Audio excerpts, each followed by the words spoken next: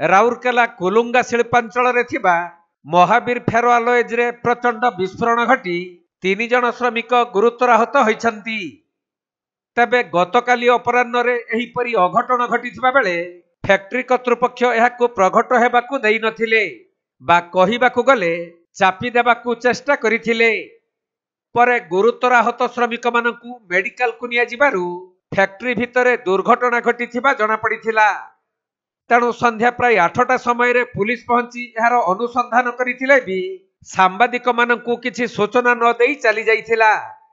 ସେପଟେ factory and boiler assistant director ରାତି ପ୍ରାୟ 10:30ଟାରୁ 11ଟା ମଧ୍ୟରେ ଆସି ଅଘଟଣ ସମ୍ପର୍କରେ ତଦାରଖ କରିଥିଲେ, ଯାହାକୁ ନେଇ ପ୍ରଶ୍ନ ଉଠିଛି ଯେ ଯଦି ଫ୍ୟାକ୍ଟ୍ରି ଭିତରେ ଏପରି ବଡ଼ ଦୁର୍ଘଟଣା ଘଟିଲା ତାହେଲେ ଇନଭେଷ୍ଟିଗେସନ କ'ଣ ପାଇଁ ଏତେ ଡେରିରେ କରାଯାଇଥିଲା? ଏପରି ବିଳମ୍ବରେ ଇନଭେଷ୍ଟିଗେସନ କାହାର ବ୍ୟକ୍ତିଗତ ସ୍ୱାର୍ଥ ଅନ୍ତର୍ନିହିତ ନାହିଁ ତ? କିମ୍ବା ଘଟଣାକୁ ଲୁଚାଇବାର ପ୍ରୟାସ କରି ସବୁ ପ୍ରମାଣ ନଷ୍ଟ କରିବାକୁ ଏହା ସୁଯୋଗ ନୁହେଁ ତ? ବିଭିନ୍ନ ମହଲରେ ଏପରି ପ୍ରଶ୍ନ ଉଙ୍କି ମାରୁଛି। ତେବେ ବିସ୍ଫୋରଣରେ ଗୁରୁତର ଆହତ ହୋଇଥିବା 3 ଜଣ ଶ୍ରମିକଙ୍କ ମଧ୍ୟରୁ ହାତୀବାରୀ ଅଞ୍ଚଳର ରାଜୁ ଗଞ୍ଜୁଙ୍କ ଶରୀରର ପ୍ରାୟ 70ରୁ 80% ଜଳିଯାଇଛି। ତେଣୁ ଅତି ସଙ୍କଟାପନ୍ନ ଅବସ୍ଥାରେ IGH ହସ୍ପିଟାଲରେ ତାଙ୍କର ଚିକିତ୍ସା ଚାଲିଛି। ହେଲେ ଅନ୍ୟ 2 ଜଣ ସାମାନ୍ୟ ଆହତ ହୋଇଥିବା ବେଳେ ସେମାନଙ୍କୁ ପ୍ରାଥମିକ ଚିକିତ୍ସା ପରେ ଘରକୁ ଛାଡ଼ି ଦିଆଯାଇଛି।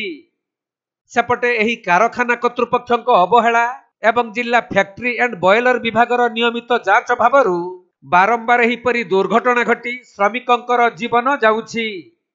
ତେବେ ଏହି ଦୁର୍ଘଟଣା ସମ୍ପର୍କରେ ସଠିକ ତଥ୍ୟ ପାଇବା ପାଇଁ ଆମ ପ୍ରତିନିଧି ଫ୍ୟାକ୍ଟ୍ରି ଆଣ୍ଡ ବଏଲର ଆସିଷ୍ଟାଣ୍ଟ ଡାଇରେକ୍ଟରଙ୍କୁ ଫୋନ୍ ଯୋଗେ ଯୋଗାଯୋଗ କରି ପଚାରିବାରୁ ସେ ଆମ ପ୍ରତିନିଧିଙ୍କୁ ଦୀର୍ଘ ସମୟ ଧରି ଗପ ଶୁଣାଇଥିଲେ।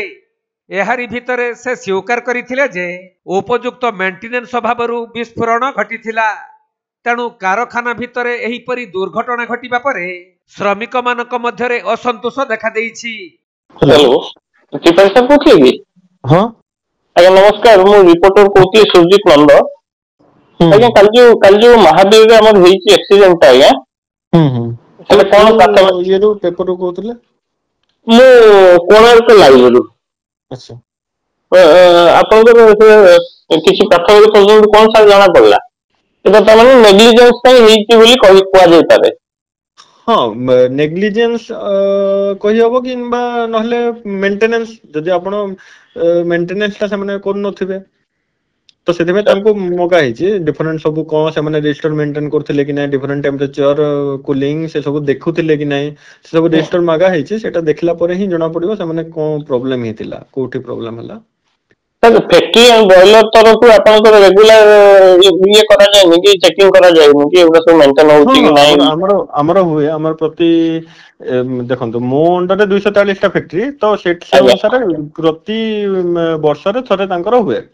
ता बाहरे आमे जेबे जाऊ मॉडल करा हुए हला कि आपनकर जेतेबेले बॉयलर चेकिंग जाओ सेटा भी हमें बुली की देखो किंतु एटा जिंस कोन कि हमें डॉक्यूमेंटेशन पार्टटा सिना देखि पारिबो जे हां तमे रजिस्टर मेंटेन करजंती तमे आपण कॉइलटा बार बार चेंज होची आपन रिफैक्टरी लाइनटा चेंज होची केबे हला सेटा देखि पारिबो किंतु भितरे कोठी पंचर हबो सेटा एक्चुअली जे टेक्निकली काम करथबो से प्रॉपर्ली कहि पारिबो आ तांकर एते भास्टा गोटे जगह कोन थिबो तो पूरा जानि हबोनी ना सेतमे ही गोटे सेफ्टी ऑडिट पई कहिछु जे सेफ्टी ऑडिट जने 2-3 जण ऑडिटर आसीबे बाहर से माने प्राय ये रो माने थर्ड पार्टी हिसाब रे आसीबे से माने प्रॉपर्ली पूरा तांकर प्लांट रो टोटल जहा अछि 5-6 दिन टाइम नै के से माने करिवे आ तापर रिपोर्ट देबे हमको।